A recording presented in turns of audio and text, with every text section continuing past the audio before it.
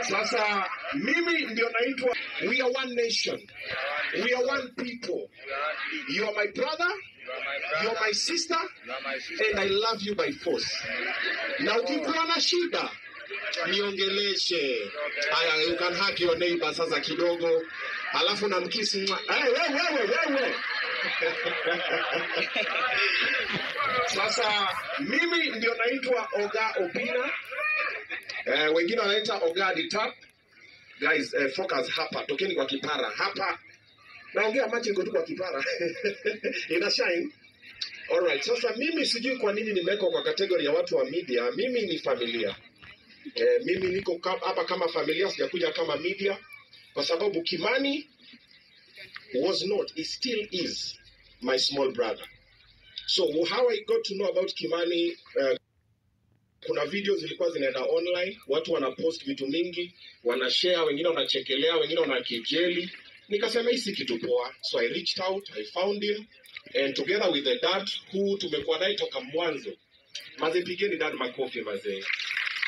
Tumeshikana na dad, tumetafuta Kimani, tukajaribu pole hospitali, tukafika mahali tukalemewa, nikatafuta mheshimiwa Mike Sonko. Pigeni mheshimiwa Mike Sonko makofi pia. Na hakupinga, na come through, tukajisaidia kidogo. Kimani akaenda hospitali, akafika pale, akaanza kurecover mpaka akakuwa discharged. Akaambia pia rudi interview, ambia watu asante, akakuja, tukamkaribisha, tukasema haya sasa tuanze kazi. Kidogo tukaona tena relapse. Kidogo mheshimiwa Sonko akamchukua tena, akamrudisha tena hospitalini. Alafu ndio sasa haya majanga yakatupanga. Sasa October has not been a very good month for me personally. Sijakuwa vizuri sana mentally and emotionally kwa sababu tumekuwa na misiba kadhaa zimefanyika. Zingine zimekuwa public, zingine zimekuwa private. Lakini haijakuwa mwezi mzuri sana. So personally I am heartbroken. My heart is bleeding. Hata kwa hii matanga ilikuwa ngumu sana nikuje. If not Omosh, Munez and the whole team waliambia tuende tujikaze tu tuende. Kwa sababu I didn't want to see Kimani like this. This was not the plan. Okay? The plan was different. We spoke with Kimani, we spoke with Kimani's dad, we spoke with Kimani's mom, we spoke with Mheshimiwa Sonko. The plan was very different.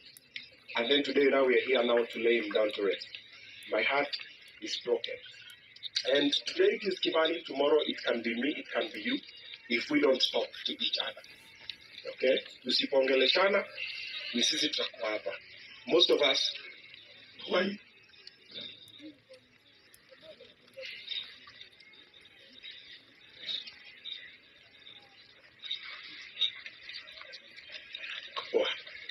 Most of us who are in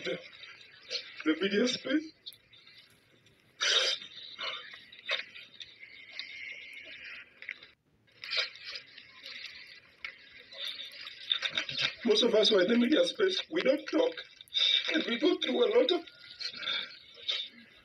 of problems, and we don't talk kwa sababu the media wants us to be perfect, and that is one thing that I've tried to master. Social media is a scam. It's not a real space. What people show on the media space is not real. Unaona picha nzuri ni filters. Unaona maisha nzuri ni kufake. Sasa wewe unajikaza, unataka kupita pale, unapata marafiki wabaya, unapata direction. Social media is not a real space. And all we are doing as young people, we are competing with each other instead of collaborating and supporting each other. Ukiona mwingine ako na shida, tunaanza kuchekeleana. Tunapiga picha.